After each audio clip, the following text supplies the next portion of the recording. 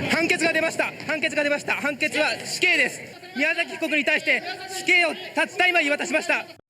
안녕하세요, 안엽소입니다. 안엽소 채널에서 서브컬처와 관련된 영상에서 꼭 등장하는 사건이 있습니다. 바로 미야자키 츠토무 사건입니다. 1988년 8월부터 1989년 6월에 걸쳐 미야자키 츠토무가 도쿄와 사이타마를 중심으로 4살부터 7살까지의 여자아이 4명을 납치한 사건이죠. 나중에 그 아이의 뼈를 유족에게 배송을 하는 등 잔혹한 사건 내용과 기묘한 범인의 방이 공개되면서 일본 열도는 큰 충격에 빠져 오타쿠 살인이라고 부르며 오타쿠에 대한 인식이 최악으로 치닫게 되어 일본에서는 그야말로 차별의 대상이 되었습니다. 그 차별은 극심한 이지메로 발전되어 사건이 일어난 1988년부터 1990년대 중반까지 일본 여러 학교에서 일어나는 이지메가 큰 사회 문제로 발전되기까지 했습니다. 오늘은 미야자키 츠토무 사건에 대해 살펴보도록 하겠습니다. 1984년 도쿄 코와다 현재 아키루노시에 사는 미야자키 츠토무는 아버지가 경영하는 인쇄소를 물려받기 위해 삼촌의 소개로 취직한 인쇄회사에서 3년간 일을 하며 인쇄소의 일을 배우고 퇴사한 뒤 1986년 9월부터 본격적으로 아버지의 인쇄소를 돕게 됩니다. 하는 일은 아주 간단했습니다. 인쇄한 전단지를 신문사에 전달하는 아주 간단한 일이었죠. 스토무의 아버지는 가업을 이어가는 아들의 모습을 기특하게 생각해 포상으로서 닛산 랭글리를 사주었습니다. 하지만 이것이 사건을 일으키는 큰 요인이 되어버립니다. このままスマホだったら子供がいたんですよ。写真じゃなくて誘拐に気があった。 첫 번째 사건 1988년 8월 22일 무더운 여름 사이타마현 이루마시의 이루마 빌리지에 살고 있는 당시 4살의 소녀 콘노 마리는 집 근처 육교에서 그 아래로 지나가는 차들을 구경하고 있었습니다. 이러한 모습을 발견한 미야자키 츠토무는 주변에 사람이 없다는 것을 확인하고 마리짱에게 다가갑니다. 이름이 뭐야? 덥지 않니? 시원한 곳으로 가지 않을래? 마리짱은 별다른 의심 없이 츠토무를 따라갔고 자신의 닛산 랭글리에 태워 1시간 거리인 신타마 변전소에 차를 세웁니다. 하지만 이곳으로 가는 길에 마리짱이 크게 울기 시작했고 오후 6시쯤 마리짱의 목을 부르게 됩니다. 네, 이곳은 사건 당시 마리짱이 살고 있던 아파트 단지입니다. 사이타마 이루마시에 있는 이루마 빌리지라는 단지고요. 단지 쪽을 내려가 보면 육교 2곳이 보이게 됩니다. 이 2개의 육교 중에 이곳이 이제 사건 현장입니다. 마리짱은 이곳 가운데서 아래쪽을 구경하고 있었다고 합니다. 이제 이곳을 발견하고 이쪽 육교 계단으로 올라가서 당시 8월이었기 때문에 마리짱에게 덥지 않니? 시원한 곳으로 가지 않을래? 라고 말을 건 뒤 밑에 세워둔 자신의 차량에 태워서 이동을 하게 되죠. 당시 현장 검증할 때 이 육교를 오르는 모습이 상당히 유명했었죠. 이제 여기서 마리짱을 태우고 국도 16호를 계속 달립니다. 그리고 1시간 정도 떨어져 있는 신타마 변전소 쪽으로 향하게 됩니다. 네, 이곳이 신타마 변전소고요. 네, 이런 곳이 되겠습니다. 이곳에서 이곳까지 이동을 하게 되는데 이 이동하는 과정에서 코미네 산을 넘어야 되거든요. 네, 바로 이곳인데 이곳을 넘어서 이 변전소 쪽으로 가야 됩니다. 네, 이곳이 변전소로 향하는 길인데 이거 보세요. 미야자키 츠토무가 이곳을 자주 왔다 갔다 했다는 것이 드러나면서 유명해진 심령 스팟이죠. 그래서 이제 이곳으로 계속 가면은 상당히 무섭긴 하네요. 네.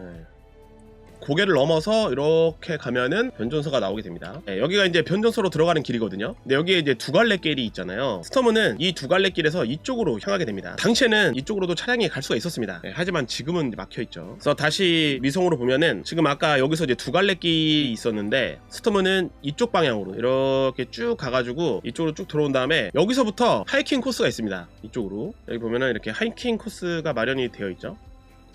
보면 이렇게 폭포가 있고요. 이렇게 동굴도 있고 스토무는 축 늘어진 마리짱을 데리고 이 하이킹 코스를 오르게 됩니다. 이제 그러다가 하이킹 코스에서 좀 이제 벗어나가지고 이제 숲속으로 들어가서 이제 마리짱을 유기하게 됩니다. 이날 저녁이 되어도 마리짱이 귀가를 하지 않자 가족은 경찰에 실종 신고를 하게 됩니다. 경찰은 아이가 길을 잃었을 가능성보다 납치 같은 사건이라 생각해 마리짱이 자택 전화기에 역탐지 설치기를 연결하고 기다렸으나 범인의 전화는 오지 않았습니다. 다음 날인 8월 23일 미야자키 츠토무는 렌탈 비디오점에서 비디오 카메라를 빌려 그 현장으로 돌아와 차갑게 쓰러져 있는 마리짱에게 음란 행위하는 모습을 촬영을 하게 됩니다. 두 번째 사건 마리짱이 사라지고 약 2달 뒤인 1988년 10월 3일 오후 2시경 사이타마현 한노 시립초등학교를 다니던 요시자와 마사미는 친구들과 하교한 뒤 집 현관에 란도세를 놓고 외출하던 중 누군가가 말을 겁니다. 내가 이쪽 길을 모르는데 가르쳐주지 않을래? 이런 말로 속여 자신의 차량에 태우는데 성공. 그대로 하치오지의 산타마 변전소까지 달려 이전 마리짱을 유기한 장소보다 더 깊은 곳에 있는 하이킹 코스로 향하게 됩니다. 오후 5시 스토무는 하이킹 코스에서 벗어난 뒤 평평한 곳을 발견하고 그곳에서 마사미짱을 목을 졸라 살해한 뒤 그대로 옷을 벗기고 음란행위를 하게 됩니다. 오후 10시 40분 마사미짱이 집에 돌아오지 않자 아버지가 실종 신고를 하게 됩니다. 경찰은 2달 전에 있었던 실종 신고와 관련성이 높다고 판단해 연속 납치 사건으로 판단하고 수사를 시작했습니다. 스토무는 다음날 이 장소를 찾았지만 산짐승이 어디론가 옮겼는지 마사미짱의 모습은 보이지 않았습니다. 그리고 이 두 번째 사건에서 이루 말할 수 없는 스릴이 있었다고 진술을 하게 됩니다. 세 번째 사건 1988년 12월 9일 사이타마 카와고의 그린파크 단지에 살던 남바 에리카는 2시 30분 어머니와 함께 유치원에서 하교한 뒤 4시 30분 바로 근처에 사는 친구와 놀고 집으로 가던 도중 불과 집을 20m 남겨놓고 미야자키 스토무를 만나게 됩니다. 따뜻한 곳으로 가지 않을래? 이런 말로 속인 뒤 에리카짱을 자신의 랭글리에 태우고 현립소년 자연의 집에 주차. 오후 7시쯤 카메라를 이용해 에리카짱을 찍기 시작했습니다. 에리카짱이 이것에 놀라 울기 시작하자 목을 졸라 살해한 다음 또다시 음란행위를 하게 되죠. 이후 시신을 유기할 장소를 찾기 위해 차를 출발시키지만 주차장에서 300m 부근에 차량의 바퀴가 도로 측면 도랑에 빠지는 사고가 일어나게 됩니다. 이것에 당황한 스토무는 그 자리에서 축 늘어진 에리카짱을 들고 경사면 7m 지점에 유기를 하고 옷은 근처의 요코세강에 버리게 됩니다. 이 세 번째 사건 이후부터 일본 언론에서는 2달에 한 명씩 여자아이가 사라지는 미스테리한 사건을 크게 다루기 시작합니다. 그리고 12월 13일 현립소년 자연의 집 직원이 주변 강 근처에서 아이의 옷을 발견. 그 옷에 에리카짱의 이름이 있는 것을 확인하고 최근 뉴스에서 나오는 아이의 것이라고 생각해 경찰에 신고를 하게 됩니다. 미야자키 스토무가 차 바퀴가 도랑에 빠지는 뜻밖의 사고로 이전과 유기하는 방식이 달라서인지 다른 피해자들과 달리 단 6일 만인 12월 15일 오후 1시 40분에 옷이 발견된 주변 산속에서 전라의 에리카짱을 발견하게 됩니다. 지금까지 2달 간격으로 3명의 여자아이가 연속으로 실종되었지만 시신이 발견된 것은 이번이 처음이었습니다.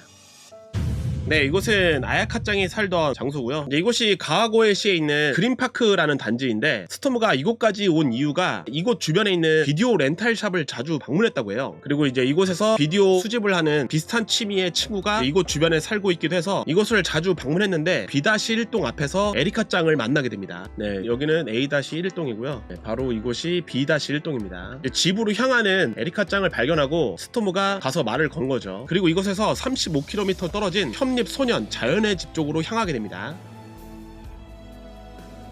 네, 이곳은 이제 두 번째 사건의 현장이 되었던 장소입니다. 첫 번째와 두 번째 사건이 일어난 변전소와 그리 멀지 않은 곳에 있습니다. 미야자키 스토무는 에리카짱을 이곳 주차장으로 데리고 옵니다. 이 주차장에 데리고 온 뒤 차 안에서 사진을 찍고 그곳에서 에리카짱을 죽음에 이르게 한 뒤에 다시 주차장을 빠져나와서 이쪽 오르막길로 향하게 됩니다. 네, 이쪽에 작은 강이 보입니다.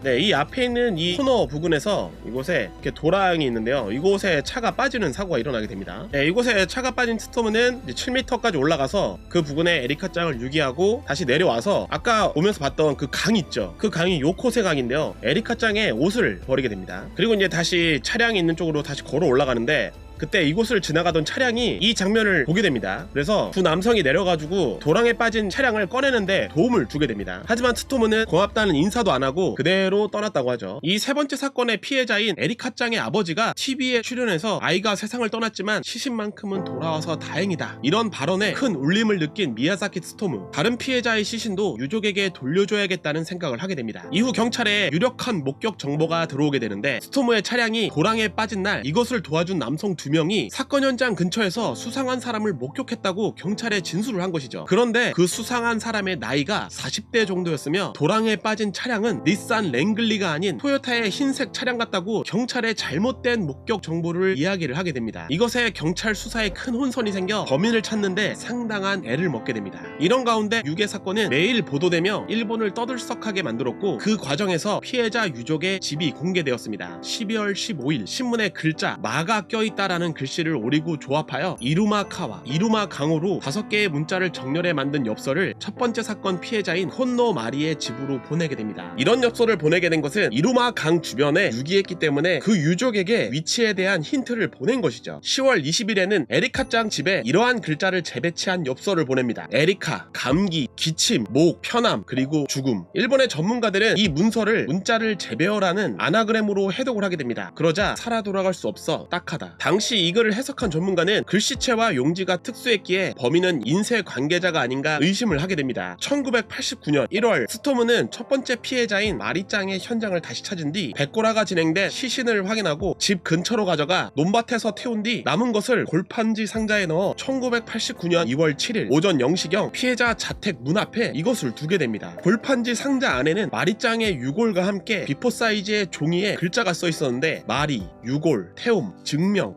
감정이라고 쓰여 있는 종이와 함께 당시 마리짱이 입고 있었던 옷이 찍혀 있는 사진이 함께 들어있었습니다. 1989년 2월 10일 이마다 유코라는 여성의 이름으로 일회용 카메라로 찍혀 있는 마리짱의 얼굴이 담긴 사진과 함께 비포 사이즈 3장 4,800자 분량의 범행 선명문이라는 이름으로 아사히 신문 본사에 전달이 되게 됩니다. 다음 날에는 마리짱 어머니에게 같은 것이 전달되죠. 이날 아사히 신문에는 이마다 유코가 보낸 범행 선명문이 담긴 특종 기사가 실리게 되었고 일본 경찰은 신문을 통해 범행 성명문을 보게 됩니다. 내용은 이렇습니다. 유골이 들어있는 박스를 보낸 것이 바로 저입니다. 먼저 어떻게 아이를 납치했는지 말해보죠. 독특한 글씨체로 납치 방법과 함께 살해 방법을 구체적으로 적어 놓았으며 골판지 박스에 있는 뼈가 혼노 마리의 것이라는 내용이었습니다. 일본 경찰은 이 성명문을 공개하고 비슷한 글씨체를 사용하는 사람을 찾기 시작했습니다. なんで結構いますよって実在にする名字ですよね。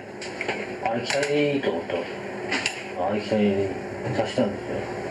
変な名前にしたら見る前に破かれるからね。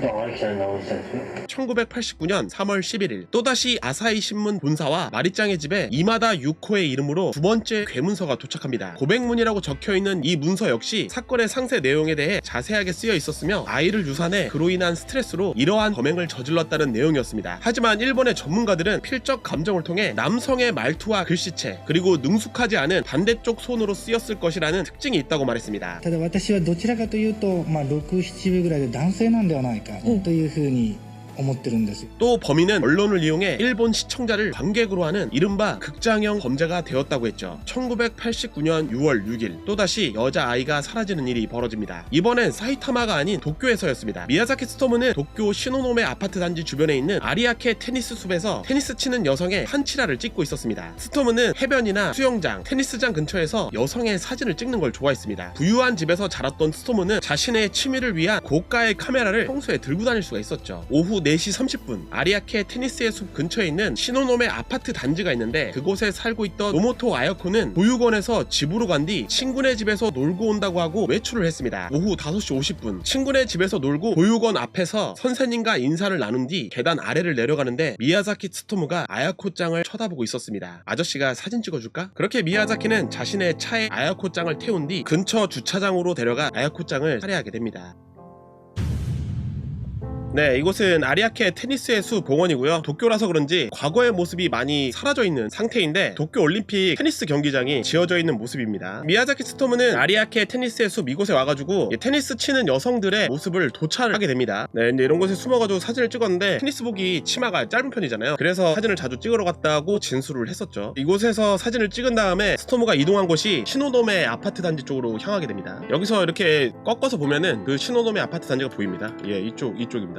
그래서 이쪽으로 가면은 이곳이죠. 시노노메 아파트. 재개발이 많이 이루어지는 상황에서도 시노노메 아파트 단지는 현재까지 있는 모습이고요. 이 바로 옆에 보면은 여기 초등학교가 있어요. 아야코짱을 납치한 보름 전에 이곳에도 가서 초등학생들을 도찰했습니다. 아무튼 스토무는 테니스장에서 이날 도찰을 한 뒤 시노노메 아파트 단지 안에 여기 공원이 있습니다. 단지 안에 공원이 있는데 이쪽으로 향하게 됩니다. 아마도 범행 대상을 물색하기 위해 이 공원으로 향한 것 같은데요. 여기 보면은 벤치가 여기 하나, 둘, 셋, 넷, 여덟 이렇게 있거든요. 이 미끄럼틀 주변으로 이렇게 벤치가 있는데 이쪽에 있는 벤치에 앉아서 납치할 상대를 물색했습니다. 여기 보면은 이렇게 벤치가 있어요. 미야자키 스토무가 이곳에서 현장 검증하는 사진을 보니까 뒤에 이렇게 조경되어 있는 게 뒤에 있었거든요. 근데 지금 이 앞에 있는 것은 조경이 없으니까 이 건너편에 있는 이 벤치에도 그와 비슷한 모습이 없는데 여기에는 이 뒤에는 이렇게 조경이 바로 배치되어 있는 것을 볼 수가 있거든요. 이 벤치가 맞는 것 같습니다. 그래서 이 벤치에 앉아서 상대를 물색하게 되는데 여기 보면은 딱 봐도 보육원이 근처에 있다는 게 딱 느껴지시죠? 여기 보육원 선생님들인 것 같거든요. 아이들과 이 아파트 뒤쪽에 있거든요. 뒤쪽에 있는 보육원에서 선생님을 잠깐 만나서 인사하고 집 쪽으로 돌아오는 아이에게 다가갑니다. 그리고 이제 사진을 찍어줄까? 라고 이야기를 한 뒤에 자신의 차로 데려가야 되잖아요. 근데 항상 아이를 데려갈 때는 5m에서 10m 정도 앞장서서 걸었다고 합니다. 이게 수상하게 보이면 안 되니까요. 이 공원에서 말을 걸었잖아요. 그리고 차에서 태운 뒤 이쪽으로 향하게 됩니다. 여기 보면은 차 세워져 있는 주차장이 있거든요. 네, 정확히 이쯤에 주차를 해놓고 이곳에서 이제 아야카짱을 죽음에 이르게 하죠. 이곳의 과거의 사진을 보면은 이곳에 이제 추모의 꽃다발이 많이 쌓여있는 모습을 볼 수가 있습니다. 당시 매스컴에서 공개한 사진에는 이곳이 아야카짱이 당시 살던 집이었어요. 그러니까 집이 바로 보이는 곳에서 아야카짱을 안타깝게 된 것이죠. 그리고 미야자키 트토무는 이전처럼 바로 숲속으로 가서 시신을 유기하지 않고 집으로 데려갑니다. 네, 이곳은 이제 미야자키 트토무가 살던 그 기묘한 방이 있었던 장소가 되겠습니다. 지금은 이렇게 공터가 돼 있어요. 아무것도 없는데 이곳에 미야자키 트토무 아버지가 운영했던 신문사와 인쇄소 그리고 이제 자택이 함께 있었죠. 상당히 부지가 넓습니다. 이곳이 유명한 장소이다 보니 구글 스트리트로 갈 수가 없습니다. 이 파란 라인이 구글 스트리트를 볼 수 있는 곳이거든요. 이 부분에서는 여기가 보이거든요. 그래서 이 부분도 끊어 놓았습니다. 그래서 이 빨간 선 부분이 지금 구글 스트리트가 삭제를 했어요. 그래서 미야자키 트토무 가 살던 자택의 모습을 볼 수가 없습니다. 그래서 이렇게 좀 멀리서나마 보게 되면 이곳이거든요. 이곳 이렇게 여기 이제 뒤에 이렇게 언덕 같은 오르막길인데 이곳에 이제 미야자키 트토무의 방이 있었죠. 이쪽에 이제 아야카짱을 이곳 집에 데려와가지고 음란 행위를 한 뒤에 그것을 비디오로 촬영을 하게 됩니다. 이틀 뒤인 6월 8일 시신이 부패하기 시작하자 악취가 나게 되잖아요. 스토무는 머리와 팔, 다리는 집 근처인 뒷산에다가 유기하게 됩니다. 그곳이 어디냐면 여기가 미야자키 트토무의 자택이었던 곳이잖아요. 여기서 좀만 이쪽으로 가면은 미타케 신사라는 곳이 있습니다. 여기서 이렇게 해가지고 쭉 올라가면은 이곳에 이제 신사가 하나 있는데 이렇게 생겼습니다. 아, 여기에 보이네요. 이 장소가 미야자키 트토무의 자택이었던 장소입니다. 이제 지금 철거되어서 아무것도 없는데 여기 신사에서 보이는군요. 이제 이 신사 가기 전에 있는 뭐야 이거. 이 신사 가는 길에 옆으로 빠져가지고 그쪽에 유기를 하게 되고 몸통 부분은 다른 곳에다 유기를 하게 되거든요. 이곳이 일부러 그랬는지 모르겠는데 네.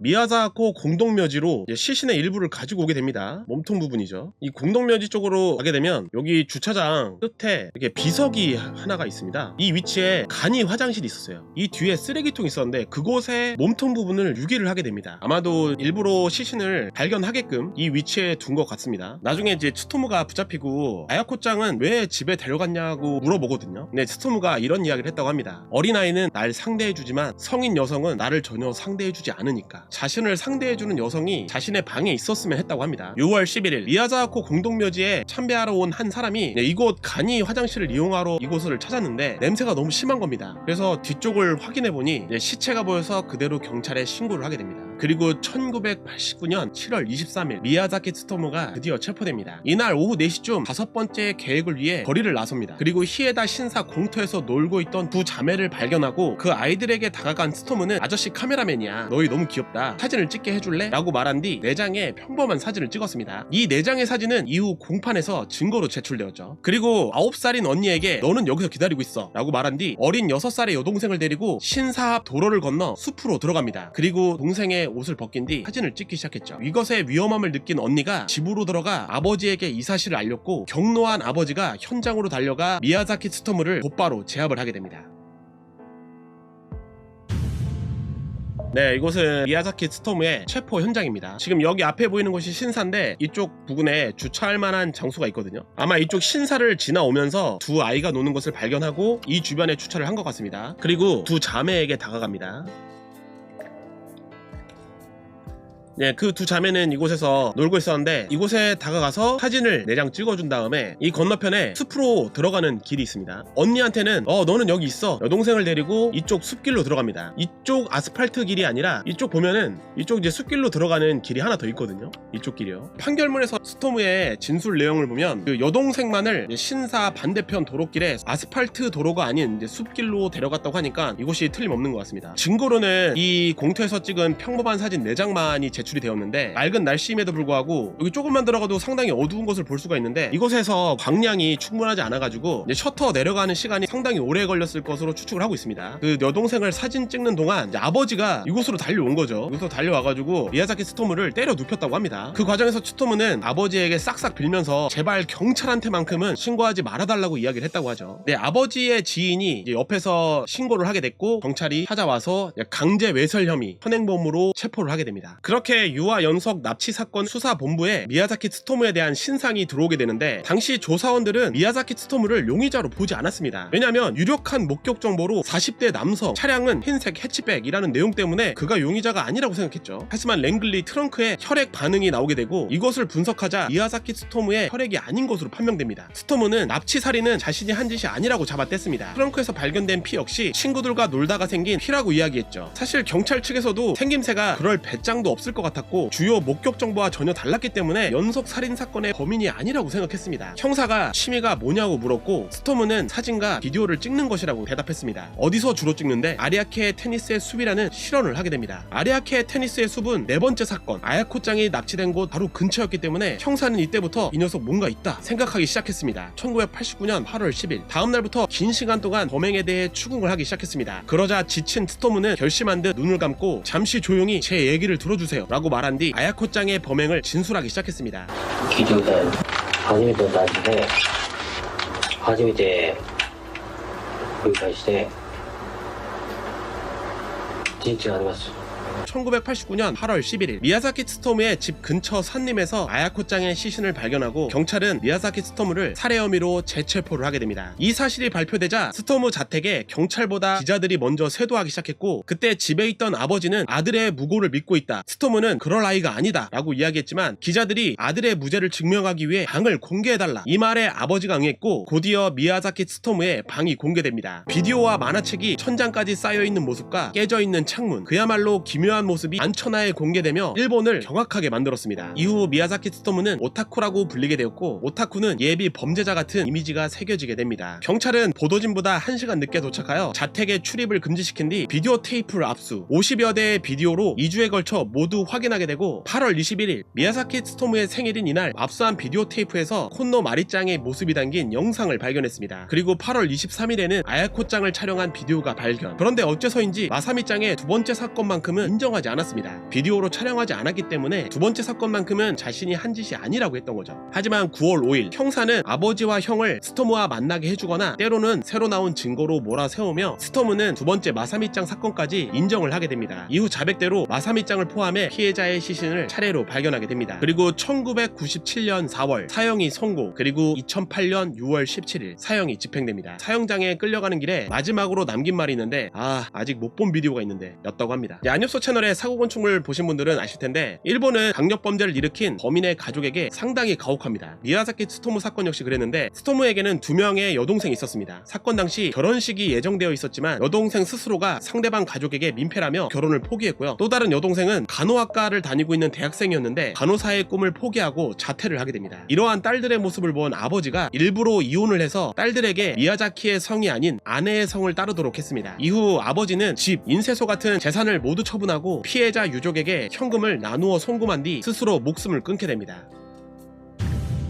네, 이곳은 진다이밭이라고 미야자키 트토무의 아버지가 스스로 생을 마감한 장소가 되겠습니다. 여기서 이렇게 생겼습니다. 미야자키 트토무의 아버지가 이곳에서 스스로 목숨을 끊었다는 그 사실이 상당히 유명해서 일본에서 심령 스팟으로 알려진 장소고요. 이렇게 보면 상당히 이쁜데 말이죠. 그러니까 미야자키 트토무의 아버지는 생전에 자신이 규탄받는 것은 아들을 생각하면 당연하지만, 자신의 주변 가족들, 아내와 딸뿐만 아니라 삼촌들 엄청난 비난을 받았거든요. 삼촌들도 일부러 이혼을 했습니다. 삼촌들의 자녀들에게 미야자키라는 성을 주지 않기 위해서 삼촌들도 위장 이혼을 했고요. 이런 것들을 지켜보면서 미야자키 트토무의 아버지는 관계없는 친족들까지 비난을 받으면서, 심지어 딸들은 자신의 꿈마저 포기했기 때문에 그런 것에 고민이 있다고 인터뷰한 내용이 있는데, 이제 아버지가 스스로 목숨을 끊었다는 소식을 변호사가 이야기를 하게 되거든요. 스토무에게. 그런 소식을 듣자 속이 후련하다, 나를 지멋대로 키워서 벌을 받은 것이다. 변호사가 슬프지 않냐고 묻자 그 반대입니다. 아버지가 죽어서 아주 속이 시원해요. 이렇게 얘기를 했다고 하죠. 미야자키 트토무가 처음에 체포가 됐을 때 아버지가 어느 정도 재력이 있었기 때문에 사선 변호사를 붙여달라고 요청을 했다고 합니다. 근데 아버지가 이것을 거절을 했죠. 그래서 미야자키 트토무는 국선 변호사로 재판을 치르게 되거든요. 사형 판결을 받았기 때문에 이제 그것에 대해서 아버지를 그렇게 표현한 것이 아닌가라는 생각도 들더라고요. 이후 이제 미야자키 트토무가 사형 판결을 받고 집행이 되잖아요. 이제 이후에 이제 어머니에게 이런 사실을 알려서 트토무의 시신을 인수할 것이냐고 물었는데, 어머니가 인수하는 것을 거부했죠. 그래서 트토무는 미야자키는 도쿄에 있는 법무성 소재의 납골당에 안치가 되어 있습니다.